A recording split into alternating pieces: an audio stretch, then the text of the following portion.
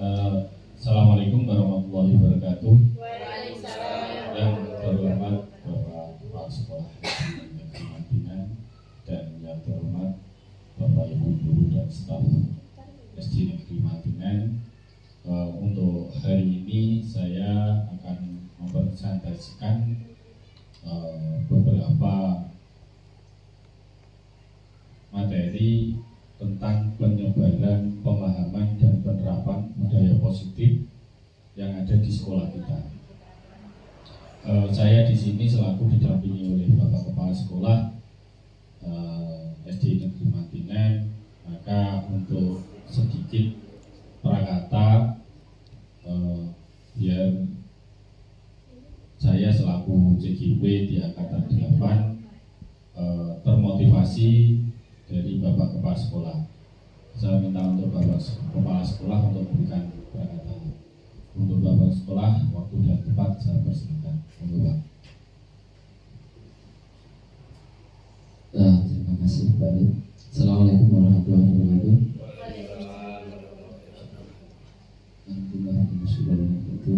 Yang menghormati Bapak Ibu guru SDN Madinah, terlebih khusus Pak Arif yang dalam ini sebagai pemateri sekaligus tolong guru penggerak di angkatan 8.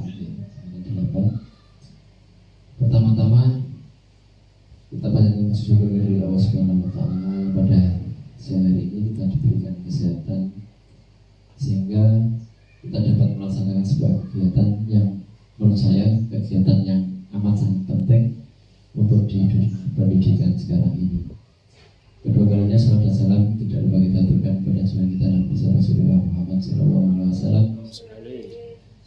Semoga kita nanti diakui sebagai umatnya di yaumul qiyamah. Bapak Ibu guru yang saya hormati, harapan kami setelah nanti kita belajar bersama bagaimana tentang disiplin positif, sehingga dari nanti apa yang dipaparkan oleh Pak Arif kita dapat mengambil ilmu serta nanti dapat memanfaatkannya dan juga mengimplementasikannya pada sekolah kita. Lebih mungkin nanti apalagi ketika nanti Bapak Ibu memiliki program-program yang inspiratif, program-program baru yang sesuai dengan apa yang nanti disampaikan Pak Arif, itu juga alangkah lebih baik lagi, sehingga harapan besarnya adalah di sekolah kita ini nanti budaya positif itu menjadi budaya yang dapat diimplementasikan di sekolah kita tersebut ini. Demikian sedikit yang dapat kami sampaikan. Harapan kami juga nanti semoga acara ini berjalan dengan lancar, tidak ada kendala apapun.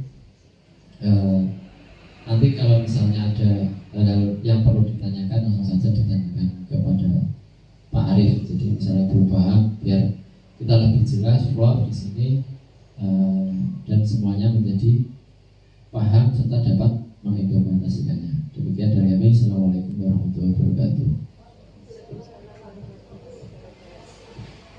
Terima kasih Bapak Kepala Sekolah yang sudah memberikan sedikit prakata untuk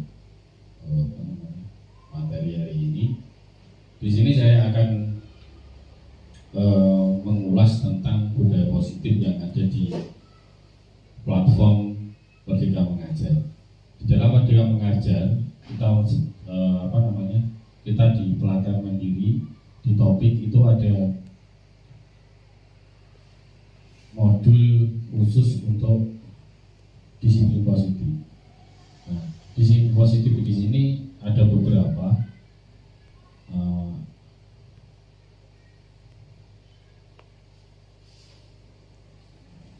Ada beberapa materi yang harus kita bedah. Pertama adalah bolehkah kita memaksa, yang kedua adalah restitusi, 5 kontrol posisi guru, yang terakhir adalah hukuman versus konsekuensi dan versus restitusi. Dan kita bedah satu persatu. Pertama adalah pemaksaan itu boleh atau tidak. Nah, kita lihat di penjabaran di video berikut ini kita dengarkan bersama-sama, nanti kita bedah bersama-sama. Silakan untuk didengarkan video yang berikut ini.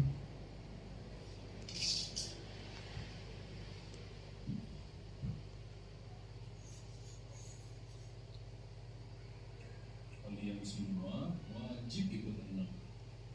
Anak-anak, kalian harus ikut privat sama ibu ya. Ini kan gampang, masa gitu aja nggak bisa. Pernahkah ibu dan bapak guru waktu kecil dulu mengalami dipaksa untuk melakukan suatu aktivitas? Atau mungkin sebagai guru dan orang tua pernah memaksa anak atau murid kita?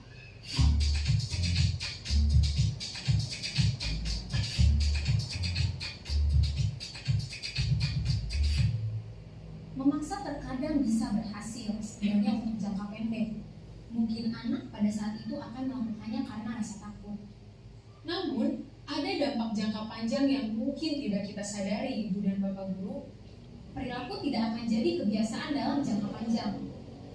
Perilaku itu hanya akan dilakukan jika ada paksaan dari luar. Karena perilaku tersebut bukan muncul dari kesadaran internal. Kedua, akan hilang ketertarikan bahkan muncul antipati terhadap kegiatan yang dipaksakan. Misalnya anak yang dipaksa les musik, mungkin malah akan muncul antipati pada musik. Bukan karena musiknya, tetapi karena pemaksaannya. Yang ketiga, kemerdekaan berekspresi dan potensi anak menjadi terbatas. 3 dampak pemaksaan yang ibu dan bapak guru saksikan tadi tentu saja bertolak belakang dengan perilaku disiplin yang kita harapkan. Ki Hajar Dewantara mengingatkan bahwa disiplin yang kuat adalah syarat utama untuk mencapai kemerdekaan. Dalam konteks pendidikan, untuk menciptakan murid yang merdeka diperlukan disiplin yang kuat, yaitu disiplin diri dan memiliki motivasi internal. Sementara merdeka menurut Ki Hajar Dewantara yaitu tidak hanya terlepas dari perintah, akan tetapi juga cakap buat memerintah diri sendiri. Hal yang sama diungkapkan oleh Daeng Gozen, bahwa disiplin diri dapat membuat seseorang menggali potensinya menuju kepada suatu tujuan, sesuatu yang dihargai dan bermakna. Sebagai pendidik, kita sebaiknya menerapkan cara-cara yang lebih positif ketika meminta murid melakukan sesuatu tanpa harus memaksa. Di antaranya dengan melakukan hal-hal sebagai berikut. Yang pertama, mengajak atau mendorong murid melakukan kegiatan yang membuat mereka senang. Yang kedua, membantu murid untuk menemukan motivasinya. Dan yang ketiga, membuka ruang dialog dengan murid. Nah, ibu dan bapak guru, sekarang mari kita refleksikan bersama. Apakah kita cenderung memaksa murid untuk patuh mengerjakan sesuatu? Atau dengan kita melakukan cara-cara lain yang membuat murid merasa senang dan dihargai dalam mengerjakan sesuatu? Bagaimana rasanya ketika melakukan sesuatu tanpa dipaksa? Lalu, cara seperti apa yang ingin ibu dan bapak guru praktikkan di kelas? Selamat belajar ibu dan bapak guru hebat. Salam dan bahagia.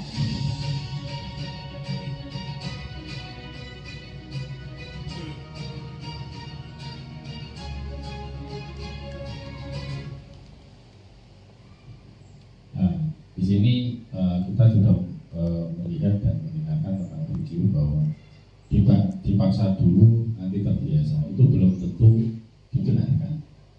Karena apa? Karena pemaksaan itu akan cenderung di jangka pendek. Contohnya bahwa kita membuat anak itu, contoh adalah kita memaksa mereka untuk membersihkan ruangan. Tapi kalau dari jiwanya dia tidak keluar tentang kebersihan, maka cuma hanya sebatas perintah saja. Tapi kalau mereka itu adalah mengerti tentang kebersihan kelas, tentang dirinya bagaimana cara membersihnya, tentang kebersihan itu, dirinya akan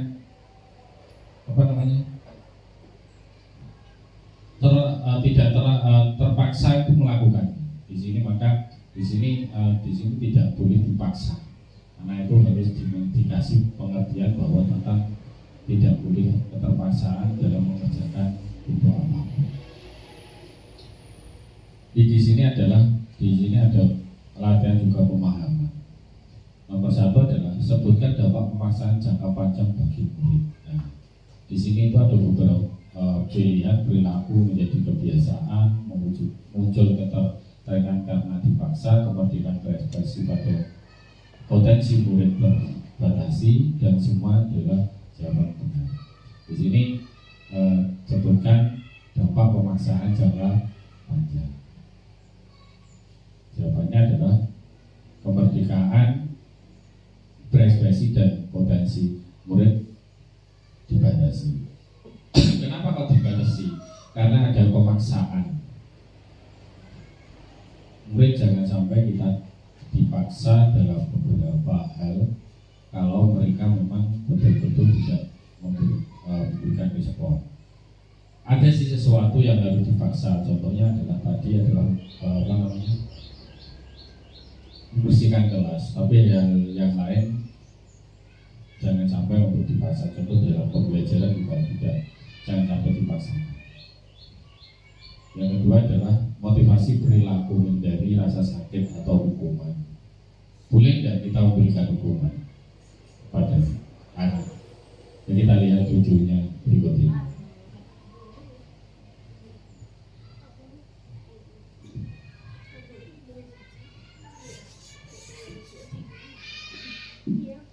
Saat menjadi murid, sebagian dari kita pernah merasakan hukuman. Hukuman berlari keliling lapangan, berdiri di depan kelas, dicap sebagai pemalas, bodoh karena tidak bisa menjawab soal-soal, dan lain sebagainya.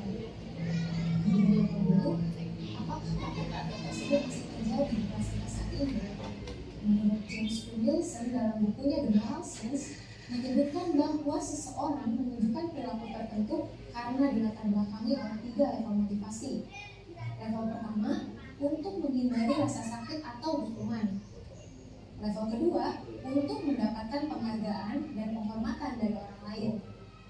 Level ketiga, untuk menghargai dirinya sendiri. Ketiga level alasan tersebut menunjukkan motivasi kita dalam berperilaku.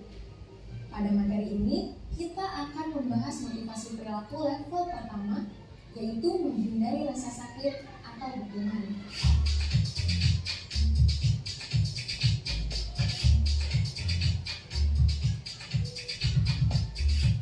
Perlu diketahui bahwa secara naluriah manusia itu cenderung menghindari rasa sakit dan hukuman. Oleh karena itu, hukuman bisa berhasil mencegah perbuatan dan perilaku buruk pada murid. Namun ternyata hukuman itu ada efek sampingnya loh Ibu dan Bapak Guru. Rasa sakit dan hukuman cenderung akan menghasilkan emosi-emosi negatif. Hukuman membuat seseorang cepat merasa lelah dan letih karena pikiran mereka berusaha keras menghindari rasa sakit itu. Fokus pada rasa sakitnya. Sebagai guru, kita juga menghindari rasa sakit dan hukuman, bukan? Sebagai contoh, seorang guru datang mengajar tepat waktu, maka motivasinya bisa saja.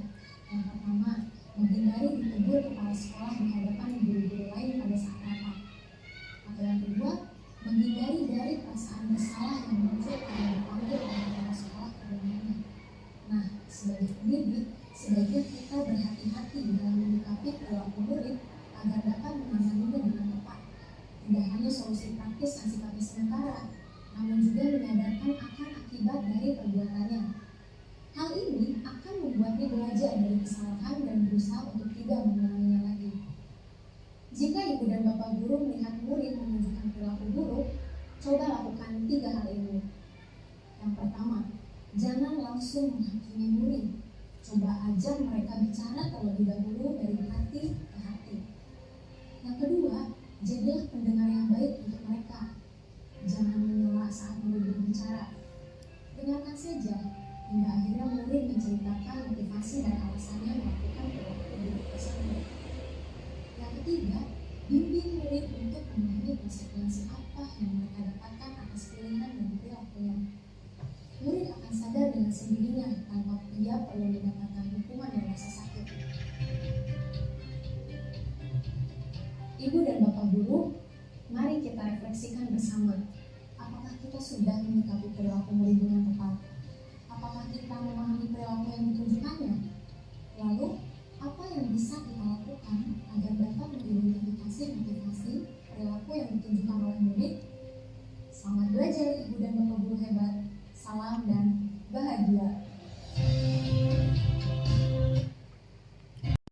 di sini dikembalikan bahwa hukuman itu belum tentu akan merubah anak menjadi baik. Malah hukuman itu sosok akan menyebabkan anak itu mempunyai rasa dendam pada kita. Ya, beberapa alasan kenapa seperti itu, karena mereka cenderung akan tertekan dengan apa yang menjadi hukuman itu. Contoh adalah kita memberikan hukuman menulis sampai 10 halaman, katakanlah seperti itu. Kita sih mengingat bahwa anak itu akan merasa jera dan tidak akan pernah mengulangi lagi.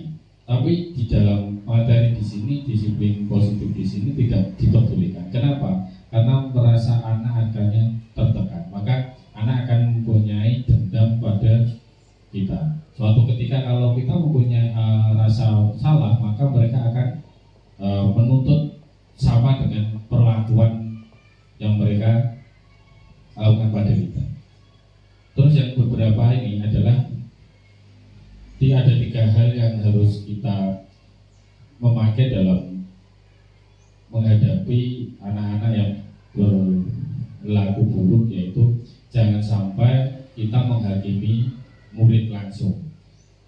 Jadi kita tidak boleh ada murid yang salah langsung dimarahin atau kasih hukuman. Tapi di sini belajar kita adalah mengajak mereka berbicara dulu dari hati ke hati. Kenapa sih melakukan kesalahan? Apa alasannya? Yang kedua adalah jadilah pendengar yang baik untuk mereka. Jadi apapun itu alasan mereka itu banyak sekali. Contoh adalah kenapa kamu gak piket, maaf bu, tadi bangun kesiangan. Kalau kesiangan kenapa disuruh ibu beli minyak goreng untuk membuat lauk. Jadi kita jangan sampai tidak mendengarkan alasan mereka. Kenapa mereka terlambat? Yang terakhir adalah membimbing murid untuk memahami konsekuensi apa yang mereka dapatkan atas pilihan dan perilaku. Jadi setelah mereka berperilaku buruk, itu kita membimbing anak tentang konsekuensinya. Apa kalau terlambat sekolah, apa konsekuensinya? Karena di dalam disiplin positif nanti ada di situ ada keyakinan kelas, ada kesepakatan kelas, aturan dan lain-lain. Jadi mereka biar menunjukkan kepribadian yang baik tanpa harus kita paksakan. Di dalam materi ini pun kita juga ada refleksinya tentang pemahaman. Berikut cara guru mengatasi perilaku buruk kecuali. Berikut cara guru mengatasi perilaku murid kecuali tidak menghakimi murid tadi, menjadi pendengar yang baik, membimbing murid untuk menyadari kesalahan, menambah hukuman agar jera.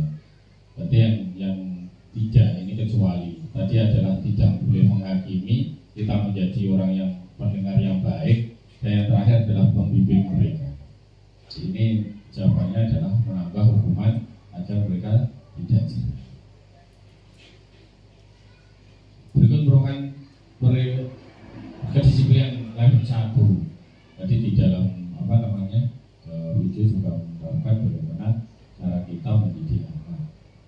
Menerapkan lari keliling lapangan jika terlambat upacara, mengganti pelanggaran dengan menulis janji dalam beberapa lembar, menunjukkan tata tertib agar murid sadar pelanggarannya, mengingatkan agar tidak diulangi lagi. Berikut adalah disiplinnya adalah menerapkan lari keliling lapangan upacara. Biar terlambat itu adalah termasuk konsekuensinya. Jadi di sini tadi adalah ada konsekuensinya, membimbing anak dalam konsekuensinya. Konsekuensinya apa kalau melanggar? Selanjutnya adalah motivasi perilaku, menginginkan hadiah atau pujian. Apakah boleh tidak dalam disiplin positif? Kita dengarkan video selanjutnya.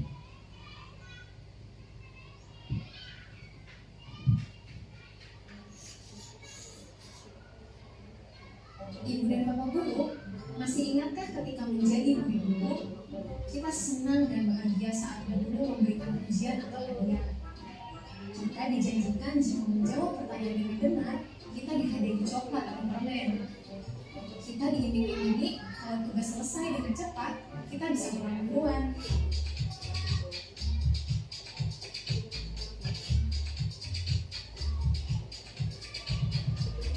Terkadang kita memberikan hadiah atau pujian pada murid supaya mereka termotivasi dan semangat, supaya mereka rajin dan giat.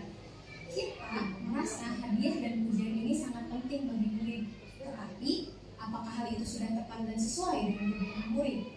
Dayang Gozen menjelaskan bahwa mendapatkan hadiah atau pujian dari orang lain bisa menjadi motivasi seseorang melakukan sesuatu. Gozen mengkategorikan ini sebagai motivasi perilaku murid level kedua, yaitu mendapatkan hadiah atau pujian. Di video sebelumnya sudah kita bahas motivasi perilaku murid level pertama, yaitu menghindari rasa sakit atau hukuman.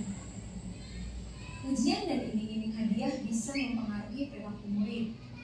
Murid akan menjadi rajin mengerjakan tugas dari guru, bahkan saling berkompetisi untuk mengerjakan tugas sebaik mungkin. Namun, perilaku ini dekat dengan rasa kecewa. Jika energi yang sudah dikerahkan tidak berbalas sesuai dengan janji hadiah, maka akan muncul rasa kesal, marah, dan bahkan rasa tidak dihargai. Ini karena hadiah dan pujian adalah motivasi yang datang dari luar diri mereka, atau disebut motivasi eksternal. Mungkin ada murid yang sudah memiliki motivasi internal untuk rajin belajar. Namun, apa yang terjadi dengannya jika motivasi internal yang sudah terbentuk itu diganggu dengan motivasi eksternal berupa janji hadiah dan pujian itu? Ibu dan bapak guru mungkin bertanya, lalu gimana dong cara memotivasi murid tanpa pujian dan hadiah? Saya punya jawabannya. Kita perlu membedakan antara hadiah atau pujian yang dijanjikan dengan apresiasi. Nah, apresiasi ini dilakukan di akhir atau di ujung pembelajaran, sehingga perilaku murid tidak digerakkan oleh sesuatu yang dijanjikan. Dan tugas kita adalah mengidentifikasi motivasi perilaku murid supaya kita bisa menstimulasi munculnya motivasi internal dari diri sendiri. Oke, mulai sekarang pergunakan pujian dan hadiah secara bijak ya ibu dan bapak guru. Hindari menjanjikan dan mengiming-imingi. Apresiasilah secukupnya capaian mereka dan cobalah lebih dekat dengan murid. Pahami motivasi internal yang dimiliki mereka. Setiap murid bisa jadi memiliki motivasi internal yang unik dan berbeda dari murid yang lain. Tumbuhkan dan pupuk motivasi internalnya. Ini yang paling penting. Ibu dan bapak guru, mari kita renungkan lagi. Apakah kita sebagai pendidik sudah mengidentifikasi motivasi perilaku yang ditujukan murid dengan tepat?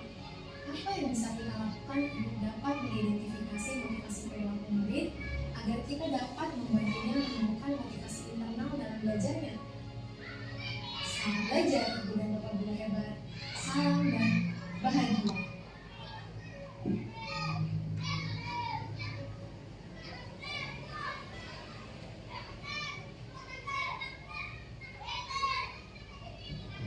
Nah, di sini buku ini menggambarkan bahwa kita itu sosok sering memberikan hadiah atau pujian, dan kita lupa dengan apresiasi. Ya. Hadiah dan pujian ini baik karena ya mereka berkompetensi. Tapi dalam hal itu nanti di belakangnya mereka selalu menggantungkan bahwa saya mengerjakan hal itu dengan embel-embel saya dapat hadiah. Contoh hadiah tadi adalah ada pulpen, ada buku, ada stik dan sebagainya, nah, seperti itu. Tapi ini membuat anak-anak ini malah kalau tidak kita kasih hadiah suatu ketika, itu akan mendorong anak yang itu akan malas untuk belajar. Karena apa? Ya tadi, karena setiap dia mengerjakan itu ada embel-embelnya saya dapat hadiah. Nah, berharap untuk dapat sesuatu. inilah yang menyebabkan bahwa hadiah dan pujian ini jangan sering kita lakukan. Maka di sini tadi adalah di video adalah kita melakukan dengan bijak, dimana kita bisa menempatkan. Tapi berilah apresiasi. Apa sih bentuk apresiasinya? Inilah apresiasi adalah bentuk dorongan moral bagi anak yang melakukan dengan baik, yaitu dilakukan pada saat akhir pembelajaran. Katakanlah anak sudah mengerjakan soal tepat waktu, kita cuma mengapresiasikan, oh baik, kamu teruskan belajar, tingkatkan belajar kalian, harus bisa. Nah, bagaimana dengan kalau kita memberikan hadiah? Dia yang lain itu cepat-cepatan. Akhirnya kalau nanti tidak dikasih hadiah, maka belakangnya gini, malah cepat-cepat orang dikasih hadiah, dikasih yoga, seperti itu. Maka memberikan hadiah dengan atau pujian itu harus ditempatkan pada tempat. Selanjutnya yaitu kita menghargai diri kita. Cara menghargai diri kita ini motivasi level yang terakhir atau yang ketiga. Silakan untuk didengarkan.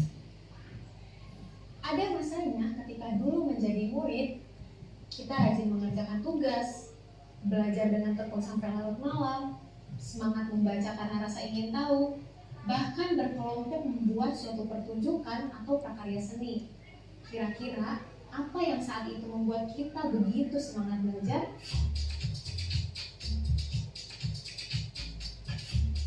Supaya pintar. Sekarang mari kita tanyakan dengan sungguh-sungguh pada diri kita masing-masing. Apa yang memotivasi kita menonton video ini? Pertanyaan yang sama bisa kita ajukan untuk murid-murid kita. Apa yang membuat mereka belajar di kelas? Jawabannya tidak jauh dari dua level yang telah kita bahas juga di video sebelumnya. Mungkin karena takut mendapatkan hukuman, mungkin ingin mendapat pujian atau hadiah, atau karena menghargai diri mereka sendiri dan menerapkan nilai-nilai kebajikan yang mereka percaya. Nah, sekarang kita akan bahas level yang ketiga. Menurut James Quinn Wilson dalam bukunya The Moral Sense, dua level motivasi sebelumnya adalah motivasi eksternal. Sedangkan motivasi karena menghargai diri sendiri merupakan motivasi internal. Motivasi internal adalah dorongan kuat yang muncul dari dalam diri untuk mencapai tujuan yang kita inginkan. Diane Gozen punya teori menarik tentang konsep diri. Ketika seseorang berperilaku dengan motivasi untuk menghargai dirinya, ini akan memperkuat konsep diri tersebut.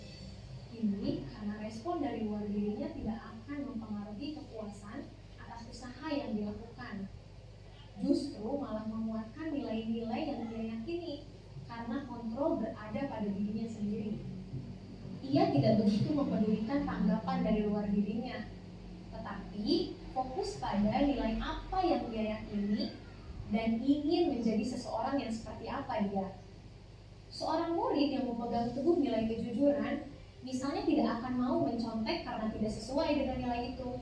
Perilaku berdasarkan keyakinan nilai yang muncul dari dalam diri cenderung akan bertahan lama atau long term, dimanapun dan dalam keadaan apapun. Sebagai pendidik, penting kita sadari bahwa motivasi internal akan membawa manfaat dan membantu pengembangan potensi murid. Untuk memunculkan motivasi internal murid, Ibu dan Bapak Guru dapat menstimulasinya dengan mengajukan pertanyaan-pertanyaan berikut ini. Apa nilai yang diyakini dalam keluargamu? Nilai baik apa yang kamu percayai? Apa respon dari luar jika kamu berperilaku berdasarkan nilai-nilai yang kamu percayai? Apakah bila kamu melakukan sesuatu karena nilai-nilai yang kamu yakini akan membuatmu merasa puas, nyaman, dan senang? Apa yang membuatmu melakukan hal tersebut? Kamu ingin menjadi seseorang seperti apa? Apa tujuan pribadi yang ingin dicapai dari belajar atau mengerjakan sesuatu? Pertanyaan-pertanyaan tersebut dapat membantu murid menggali keyakinannya dan menemukan motivasi internalnya, sehingga ia akan menghargai dirinya sendiri. Ibu dan Bapak Guru, mari kita kita renungkan bersama.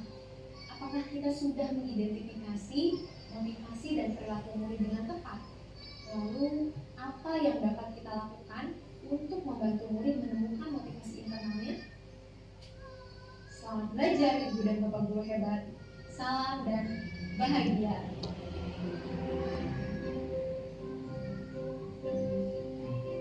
Ini di motivasi level 3 ini adalah menghargai diri sendiri. Di sini bahwa murid didorong untuk menghargai dirinya. Tentang apa? Tentang pembelajaran dari internal mereka sendiri tanpa dipengaruhi oleh eksternal. Jadi contohnya bahwa anak itu termotivasi dari sesuatu yang dia diketahui sendirinya. Contoh tadi adalah di situ menggambarkan pelajaran IPA. Pada waktu pembelajaran IPA dia tahu bahwa ada listrikan katanya seperti itu. Dia ingin termotivasi dalam dirinya. Jadi bagaimana ya caranya untuk mengetahui tentang listrik ini bagaimana? Nah, itu termotivasi dalam dirinya tanpa harus pengaruhi dari eksternal, mungkin dari temannya atau dari keluarganya. Kamu harus belajar IPA seperti itu. Tapi dari dirinya mereka bisa memotivasi tentang pelajaran-pelajarannya. Jadi mereka akan lebih efisien lah dalam pembelajaran karena berpengaruh dari dirinya sendiri tanpa harus dari orang lain atau dari eksternal. Sebagai pendidik kita juga untuk memahami itu gampang. Caranya udah, besok kalau kamu seperti ini kamu mau jadi apa? Seperti itu. Kamu mau jadi tentara bukan? Kalau mau jadi tentara, kamu harus bagaimana? Dan seperti itu. Itu terlihat dari keinginannya dia. Tapi kita mengarahkannya lebih enak. Kalau daripada kita, besok gue mending dari jadi tentara, ya kamu lakukan harus seperti ini. Tapi kalau anaknya tidak menginginkan juga nggak akan masuk. Tapi kalau dari internalnya dirinya, mereka pasti akan berusaha harus dapat menjadi ilmuwan katanya, ilmuwan IPA katanya. Dia harus belajar terus begitu. Nah ini karena dari menghargai dirinya sendiri.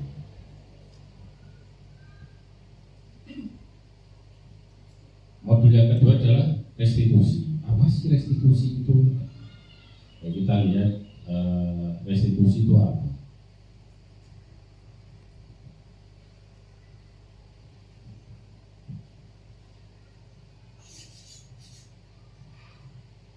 Salam dan bahagia, Ibu dan Bapak Guru.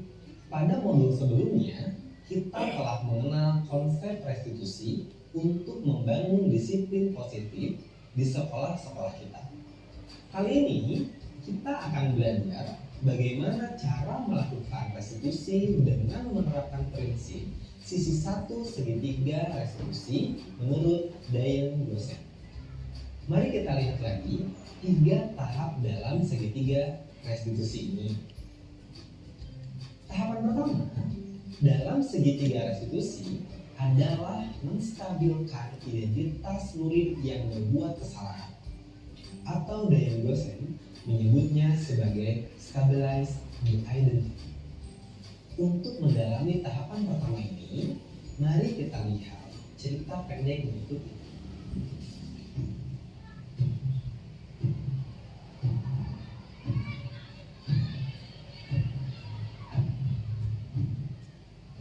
Maaf Pak, saya tadi tidak ada Kasman. Semua ikut main. Mana Kasman? Kenapa kamu juga ikut-ikutan Nadir? Nakal sekali sampai kelas tergenang gini. Kalian sekolah mau main-main atau mau belajar?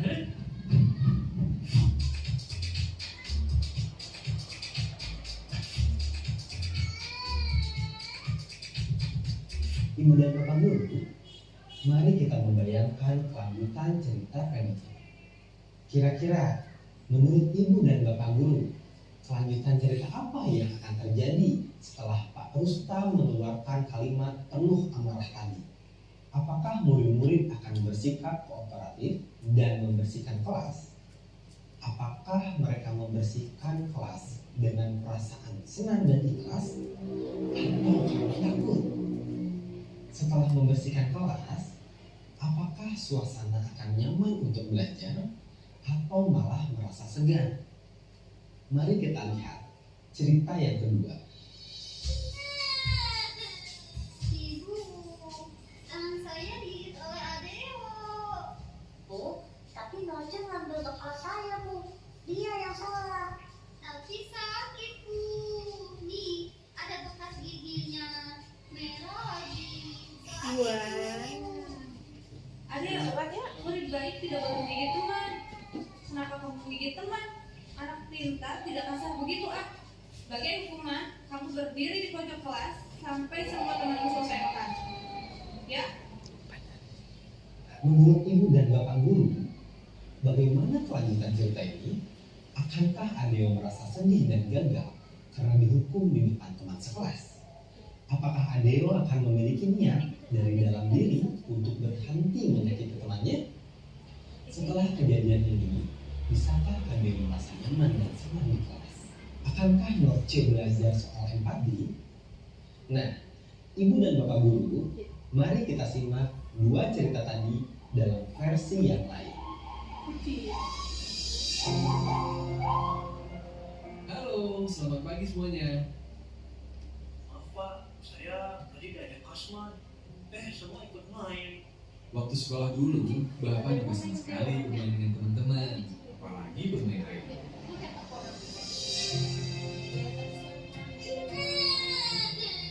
Ibu, tangan saya digigit oleh Adeo.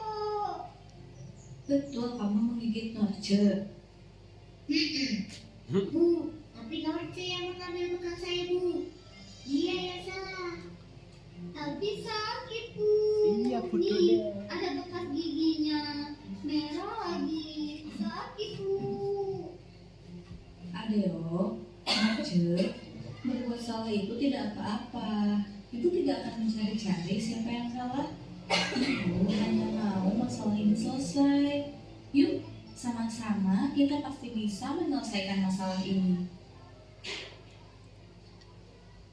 Ibu dan bapak guru, kira-kira bagaimana kelanjutan kedua cerita terakhir?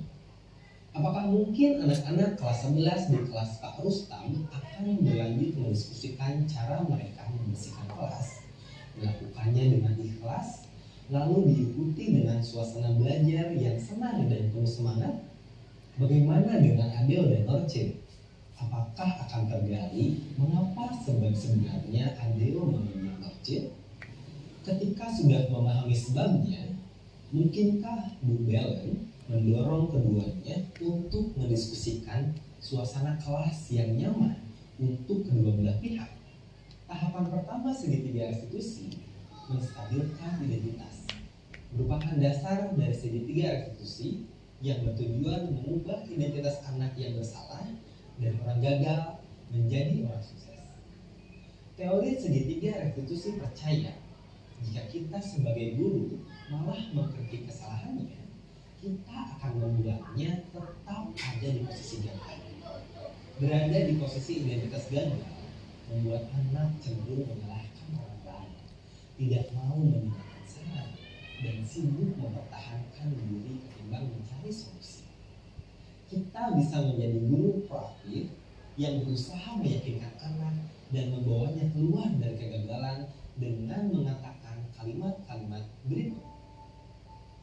Berbuat salah itu tidak apa-apa. Tidak ada manusia yang sempurna. Ibu atau bapak guru juga pernah kok melakukan kesalahan itu. Kita bisa menyelesaikan masalah ini.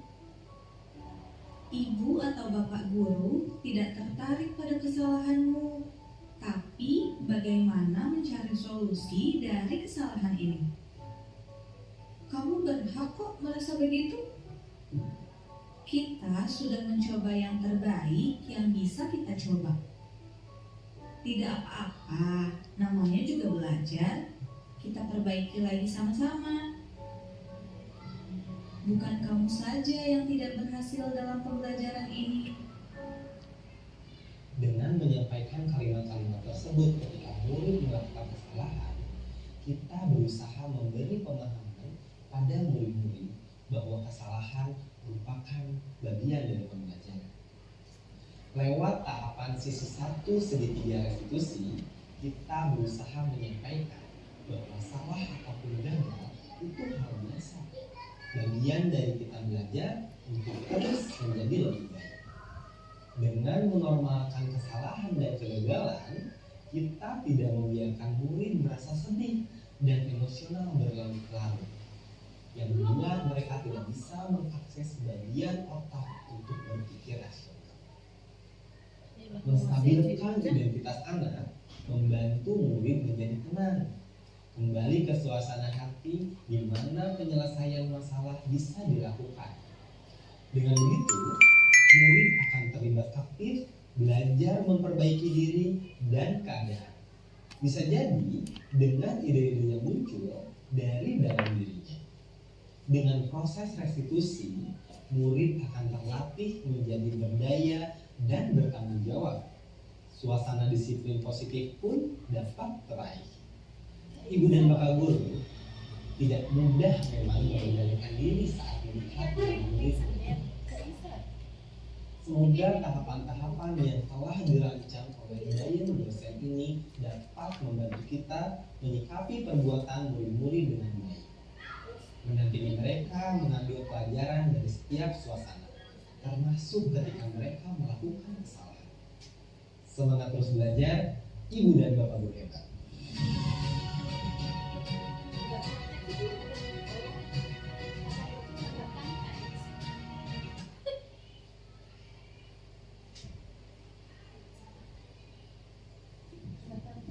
Nah, ini segitiga restitusi di dalam disiplin positif ya. Itu ada 3: menstabilkan identitas, validasi tindakan yang salah, menanyakan keyakinan. Ini ada 3 dalam disiplin positif. Dan dalam hal seperti ini, kalau kita melakukan restitusi ini, pasti kita akan mencari solusi-solusi untuk anak dalam melakukan kesalahan. Contoh adalah anak bertengkar dalam hal peminjaman pensil, kan seperti itu. Itu jangan sampai kita juga, kamu kok gak bawa pensil, kenapa? Kamu mau belajar kok enggak? Tapi buatlah anak-anak ini pada waktu pertengkaran itu kita harus stabilkan mereka. Jangan malah menambah suasana baru, tapi kita harus stabilkan mereka.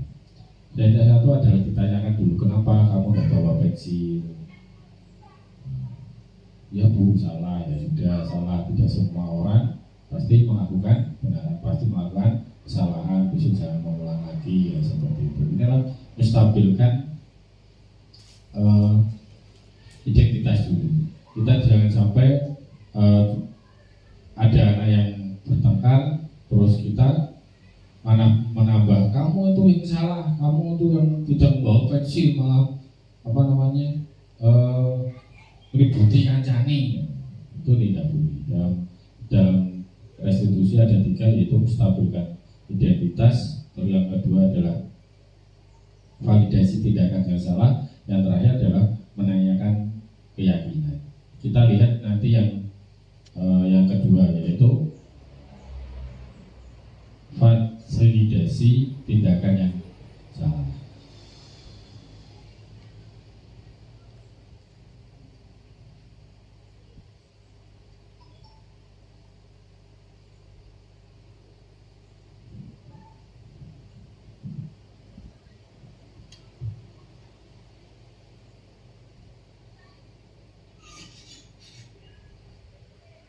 Salam dan bahagia ibu dan bapak guru. Ibu dan bapak guru, pada modul kali ini kita akan melanjutkan pembelajaran mengenai cara menerapkan restitusi yang telah dirumuskan oleh Dayan dosen dalam segitiga restitusi. Mari kita lihat lagi 3 tahap dalam segitiga restitusi ini. Di modul yang lalu kita telah membahas sisi 1 segitiga restitusi, yaitu menstabilkan identitas. Di modul ini, kita akan melanjutkan pembahasan sesi 2 segitiga restitusi, validasi kebutuhan atau validasi tindakan yang salah. Apa atau dalam istilah dosen, validate review.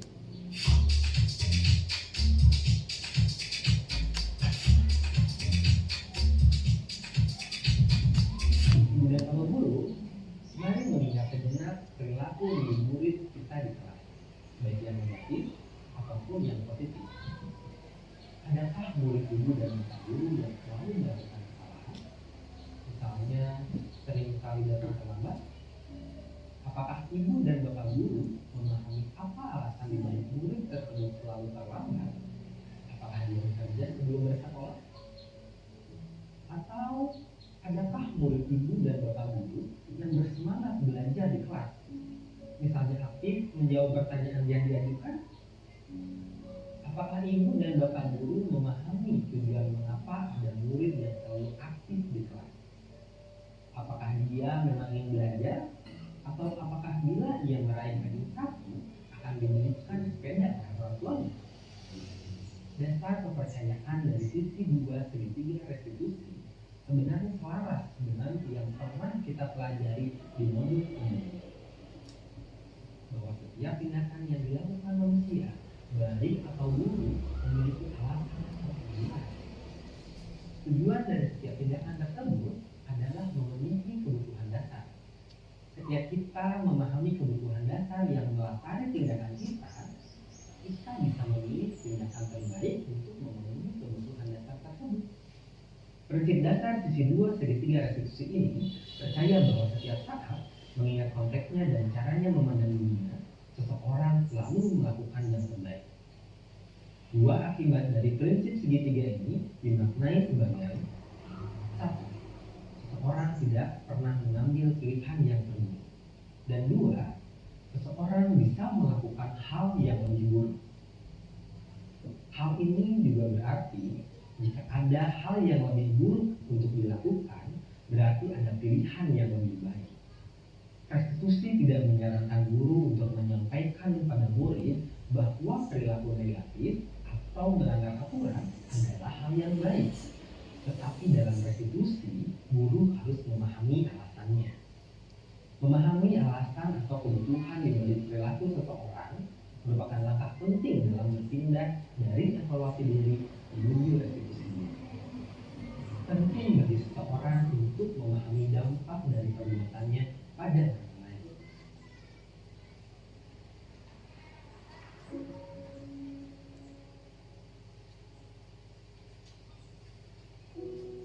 Dalam restitusi disiplin diri terdapat istilah connecting konflik atau meruntuhkan konflik.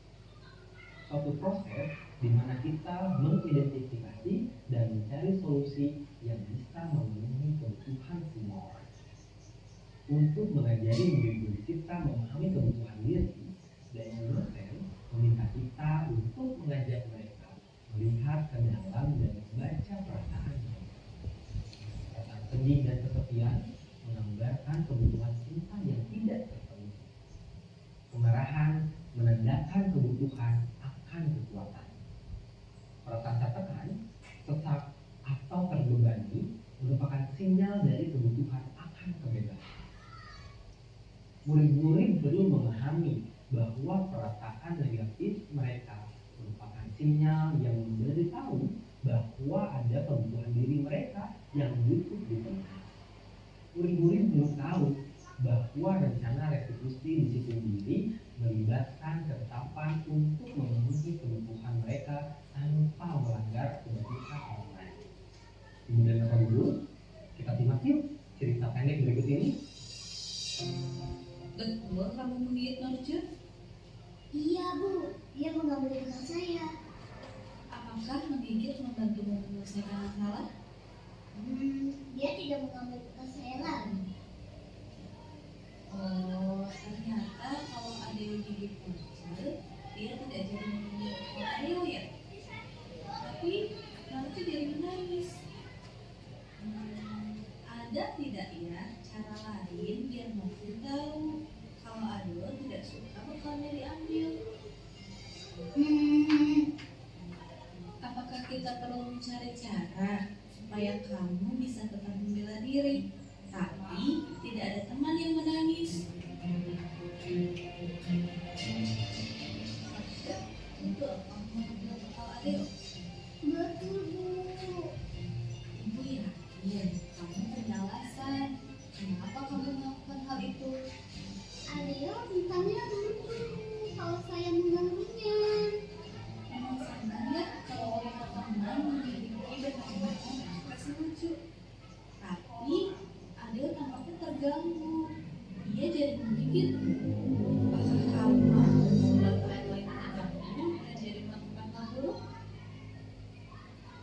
dari itu, Bu Hana membantu memvalidasi kebutuhan kekuatan Adeo untuk membela diri, serta membantu memvalidasi kebutuhan Norce akan kekuatan.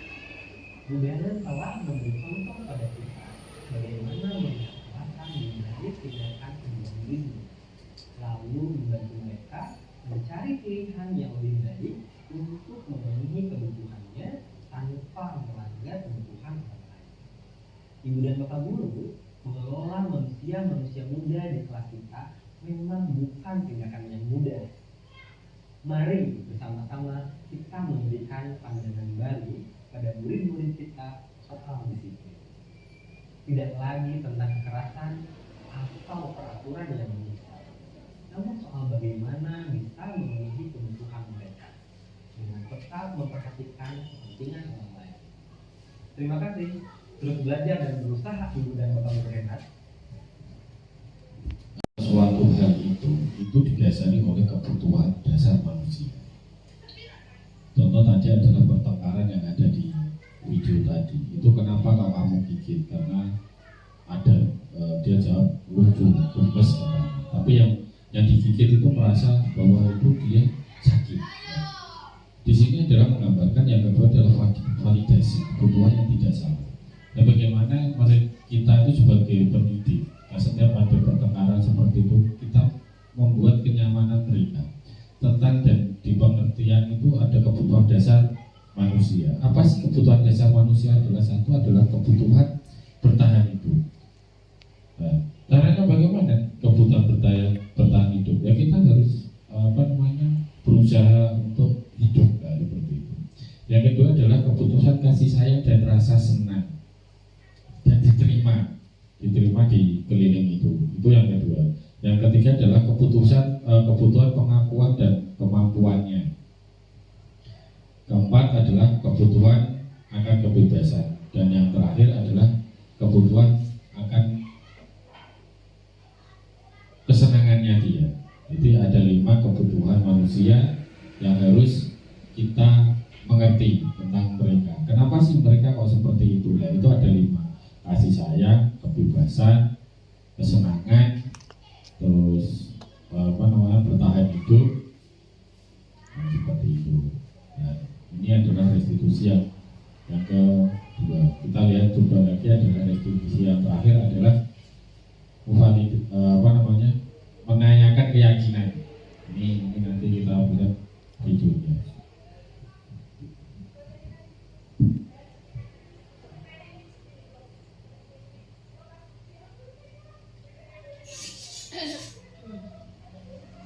Salam dan bahagia Ibu dan Bapak Guru.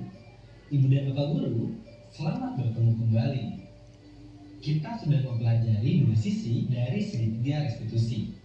Di modul kali ini, kita akan membahas sisi terakhir, yaitu sisi 3, menanyakan keyakinan.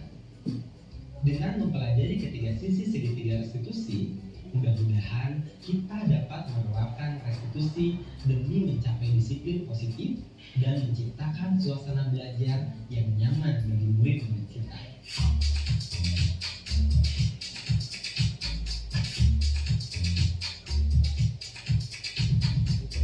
Ibu dan Bapak Guru, yuk kita mulai modul ini dengan mengingat perilaku murid-murid kita. Mari kita bersama-sama mengingat kembali apa yang membuat mereka melakukan sesuatu. Apakah karena kepercayaan akan suatu nilai atau karena pengaruh sosok penting? Pernahkah Ibu dan Bapak Guru melihat murid yang sangat pintar dalam bermain musik? Bisa menentukan not dan kunci hanya dengan mendengar musik? Pernahkah Ibu dan Bapak Guru menanyakan, mengapa ia sangat tertarik pada musik? Apakah ia memiliki tokoh idola yang memiliki nilai-nilai kebajikan yang baik untuk diteladani? Atau apakah Ibu dan Bapak Guru memiliki murid yang sangat murah hati dan suka membantu temannya? Apakah Ibu dan Bapak Guru pernah menanyakan alasannya? Mungkinkah ia diajari di rumah agar selalu berbagi pada sesama? Sisi 3 segitiga restitusi menyinggung mengenai gambaran internal yang ideal dan nilai-nilai yang diyakini bersama. Nilai-nilai keyakinan ini dapat berupa aspirasi sosok yang dicita-citakan oleh murid-murid. Nilai-nilai ini dapat pula berupa keyakinan yang telah disetujui sebelumnya, baik oleh kelas, keluarga, maupun sekelompok murid-murid. Misalnya dia mengidolakan sosok yang santun, jujur, berani, bertanggung jawab, dan lain sebagainya. Sejalan dengan teori kontrol yang telah kita pelajari sebelumnya, bahwa pada dasarnya manusia melakukan sesuatu karena termotivasi secara internal. Sisi 3 segitiga restitusi percaya bahwa nilai-nilai keyakinan atau aspirasi sosok yang dicita-citakan ini membuat murid-murid termotivasi berperilaku tertentu. Oleh karena itu, penting bagi kita untuk memahami latar belakang murid, nilai-nilai kepercayaan yang diyakini murid dan keluarga demi menerapkan sisi 3 segitiga restitusi ini. Ibu dan Bapak Guru, mari kita simak cerita pendek ini. Halo, selamat pagi semuanya. Maaf Pak, saya tadi diajak Kasman. Lalu semuanya ikut main Pak. Waktu sekolah dulu, Bapak juga senang sekali bermain dengan teman-teman, apalagi bermain air. Kita ingat kembali yuk, nilai apa yang kita sepakati di kelas ini yang ada kaitannya dengan belajar. Semua orang harus bisa belajar dengan fokus dan nyaman Pak. Apakah dengan kondisi basah dan becek seperti ini, semua orang akan bisa belajar dengan fokus dan nyaman? Tidak Pak, maaf. Lalu, apa yang harus kita lakukan? Bersih-bersih kelas Pak. Ibu dan Bapak Guru, pada cerita pendek tadi, Pak Rustam melakukan sisi 3 segitiga restitusi dengan menanyakan keyakinan murid-murid pada nilai-nilai keyakinan kelas yang telah diyakini bersama. Membuat keyakinan kelas, menyepakati nilai-nilai untuk dijaga bersama memang akan memudahkan kita melakukan proses restitusi. Namun, jika sebelumnya belum pernah membicarakan nilai-nilai ini bersama murid-murid, sisi 3 segitiga restitusi tetap bisa kita lakukan. Caranya adalah dengan menggali nilai-nilai yang murid percaya melalui diskusi terbuka yang tidak menghakimi maupun mengarahkan. Ibu dan Bapak Guru, kita simak kembali yuk cerita pendek berikut ini. Nelwan, ada apa? Kenapa menangis? Saya diajak Marima, Bu. Katanya saya bodoh, tidak bisa membaca. Marima, betul kamu mengejek Nelwan. Dia memang tidak bisa baca kan, Bu? Marima, kamu ingat tidak? Kemarin kamu cerita pada ibu dan teman-teman, cita-citamu ingin jadi apa? Jadi polisi, Bu. Keren. Kamu mau ingatkan ibu lagi? Kenapa kamu ingin jadi polisi? Karena bisa menangkap penjahat, bisa melindungi semua orang. Menurutmu, apakah mengejek Nelwan membuat Nelwan merasa terlindungi? Tidak, Bu. Dia nangis. Betul. Lalu, harus bagaimana ya supaya Nelwan merasa terlindungi?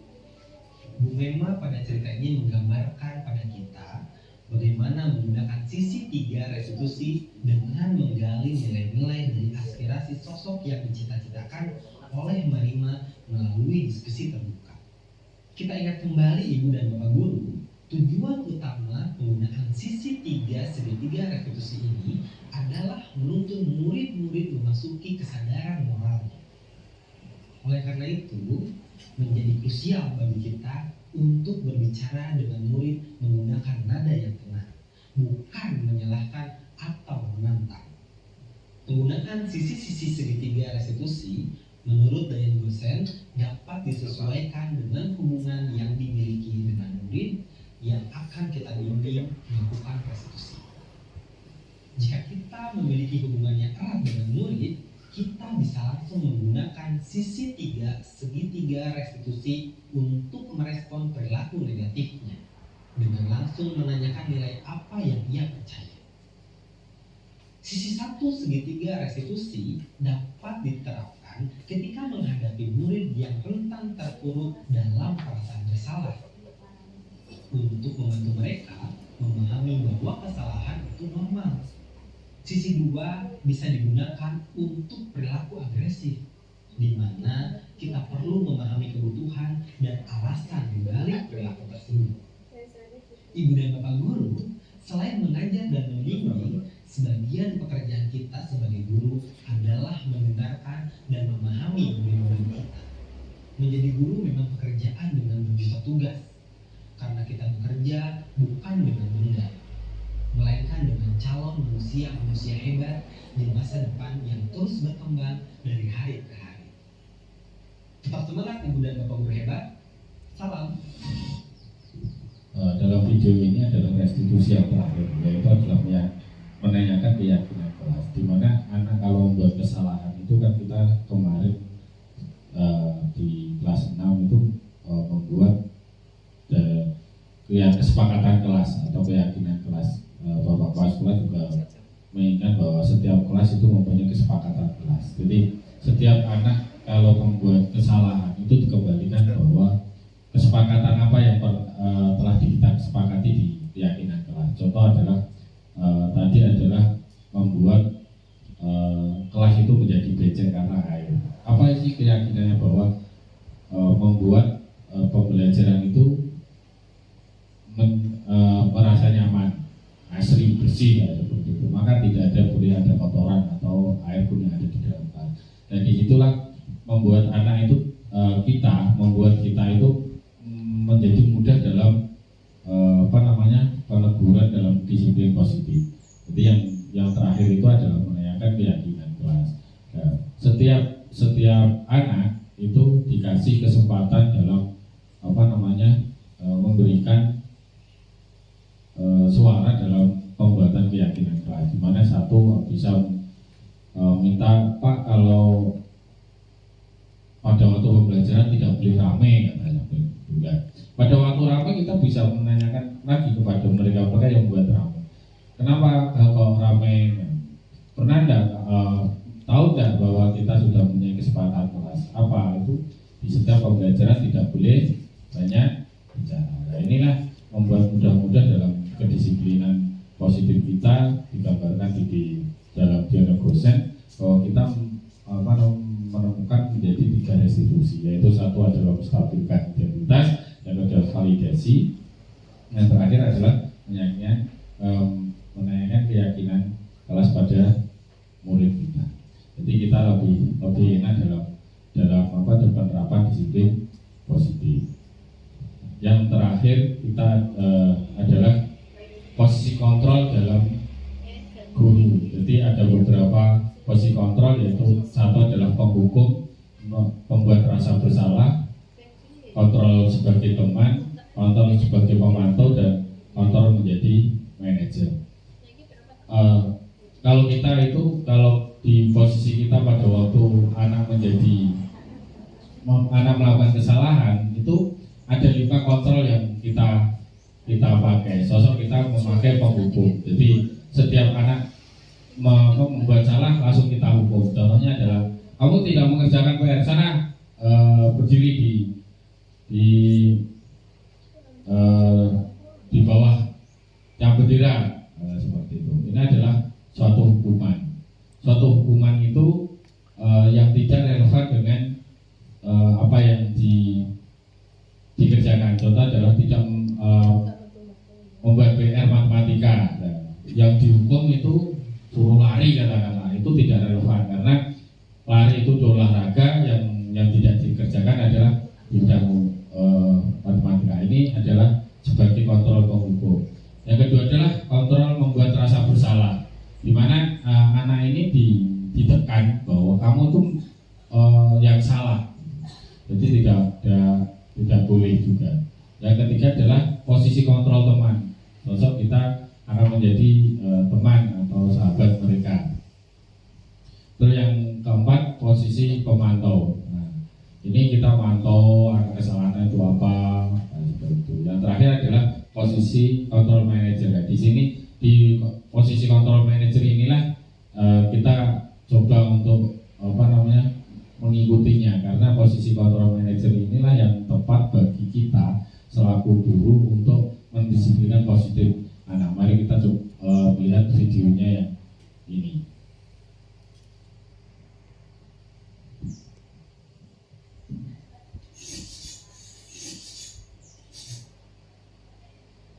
Halo Ibu dan Bapak Guru, selamat datang kembali di modul 5 posisi kontrol guru.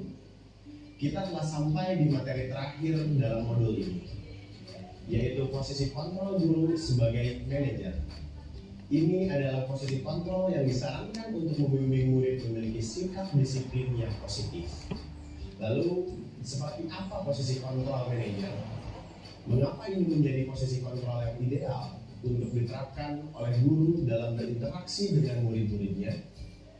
Mari kita kembali melihat beberapa kisah di materi sebelumnya dengan posisi kontrol guru yang berbeda. Masih ingat dengan kisah Adi yang melempar kertas kepada temannya sehingga mengganggu jalannya pelajaran Pak Tejo? Pak Tejo berperan sebagai penghukum ketika menghadapi perilaku Adi. Sekarang mari kita lihat situasinya ketika Pak Tejo berperan sebagai manajer. Baik, sekarang silakan kalian baca dulu secara mandiri bacaan di buku halaman 70 sampai 71. Adi, kamu pasti punya alasan melempar bola kertas ke teman-teman kamu saat jam pelajaran. Nanti selesai jam pelajaran kita ngobrol ya. Bapak ingin mendengar apa yang membuat kamu melakukan itu. Baik Pak. Adi, Bisa kasih tahu Bapak alasan kamu tadi? Iseng aja Pak. Lucu soalnya melihat ekspresi teman-teman. Menyenangkan ya buat Adi. Tapi bagaimana ya kira-kira perasaan teman-teman? Terganggu Pak. Apa keyakinan kelas kita? Menghargai semua orang. Apakah Adi sudah terlihat seperti itu? Bagaimana agar Adi bisa terlihat seperti itu? Minta maaf kepada teman dan Bapak. Lalu saya juga akan berhenti mengganggu teman saat jam pelajaran Pak. Apakah Adi punya solusi lain untuk bisa mendapatkan kesenangan namun tetap menghargai orang lain? Bermain bersama teman saat jam istirahat atau jeda antara pelajaran. Kalau Bapak mengadakan bermain peran lagi seperti semester kemarin, bagaimana Pak? Seru sekali waktu itu. Baik, Bapak hargai usaha Adi untuk memperbaiki diri. Terima kasih juga sarannya ya Adi. Bapak akan coba pertimbangkan.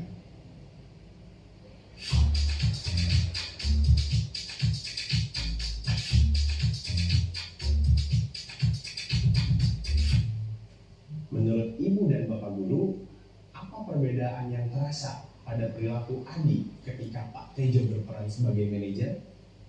Apakah Ibu dan Bapak Guru pernah mengajak muridnya berdiskusi dan memberikan stimulus pertanyaan seperti yang dilakukan Pak Tejo?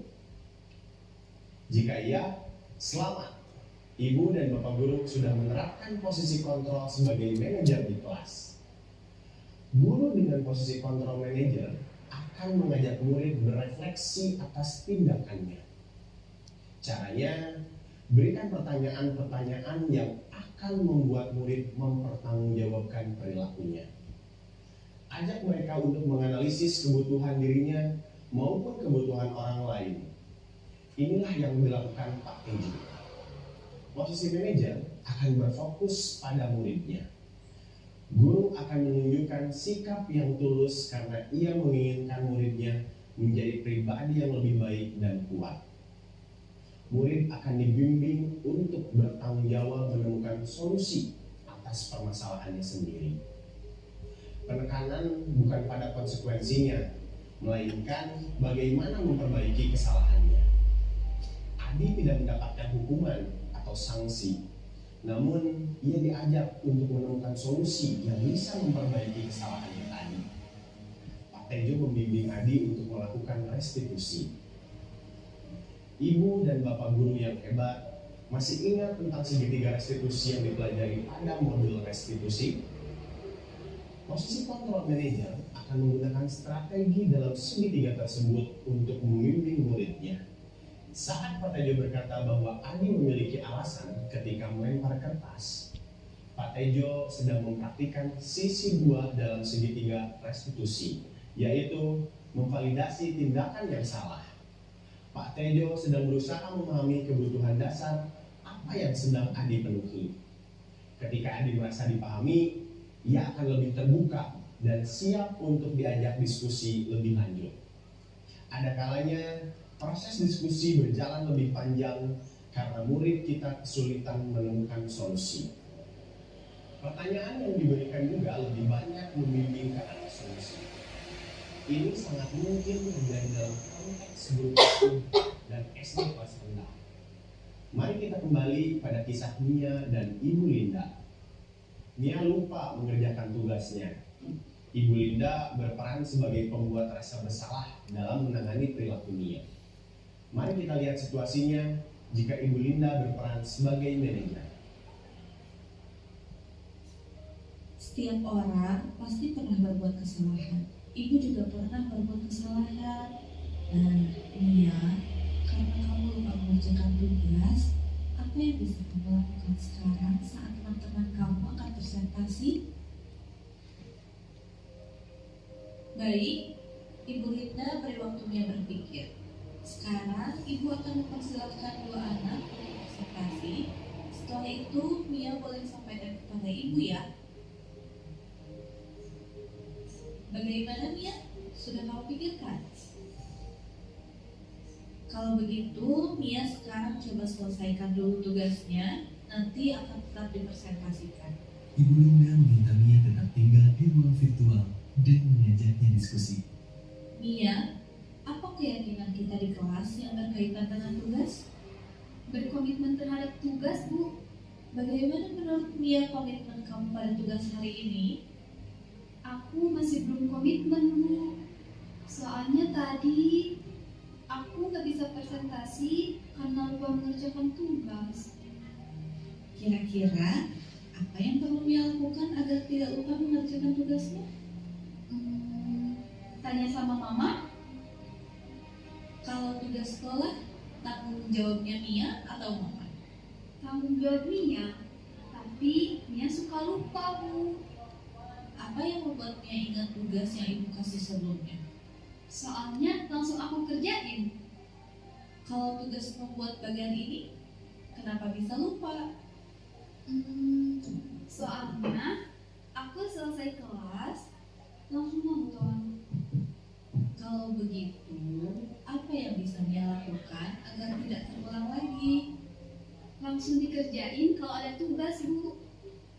Bisa Mia coba? Bisa, Bu.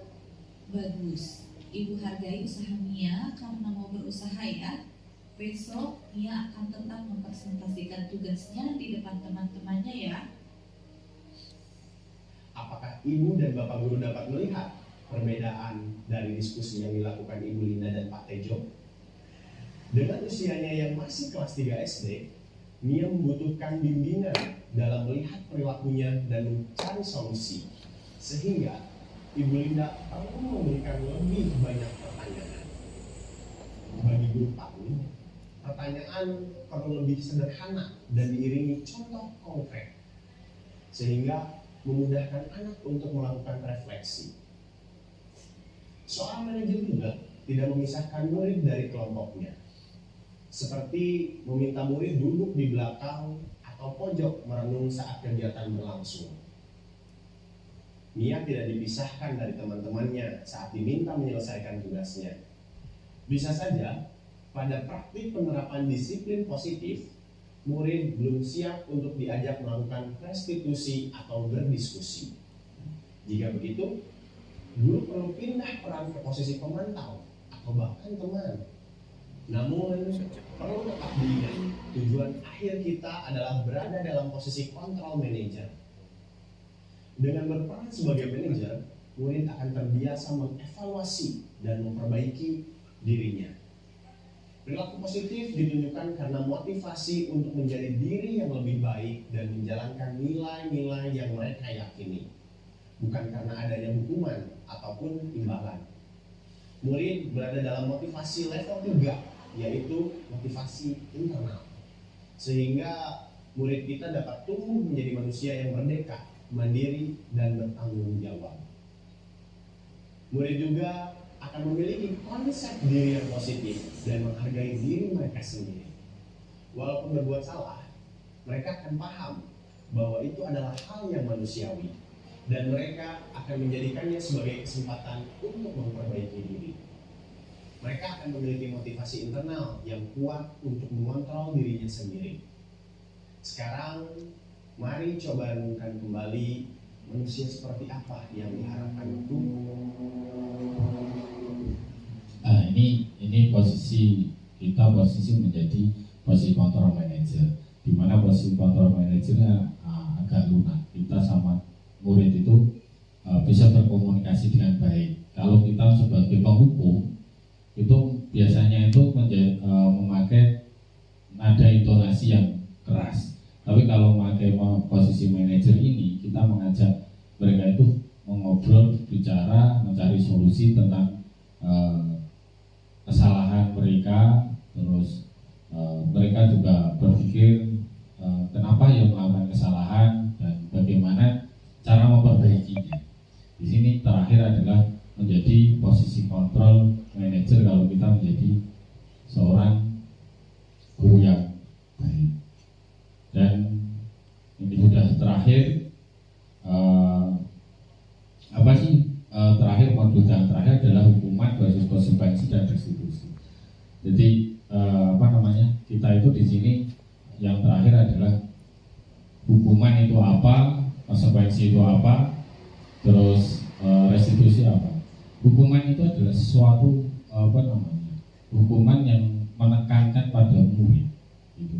Pada yang melakukan kesalahan, tapi tidak relevan dengan apa yang dia kerjakan. Terus konsekuensinya ini adalah sesuatu bentuk kesalahan dia tentang hukuman tadi yang tidak sesuai dengan keyakinan kelas. Dan terakhir adalah restitusi, adalah mencari solusi. Tapi yang ditekankan adalah yang terakhir adalah mencari restitusi. Baik itu Bapak Ibu guru, saya berterima kasih. Saya telah memperhatikan tentang budaya positif yang ada di sekolah kita. Semoga materi yang disampaikan tadi bisa bermanfaat untuk kita semua, dan semoga kita juga menjadi guru yang baik,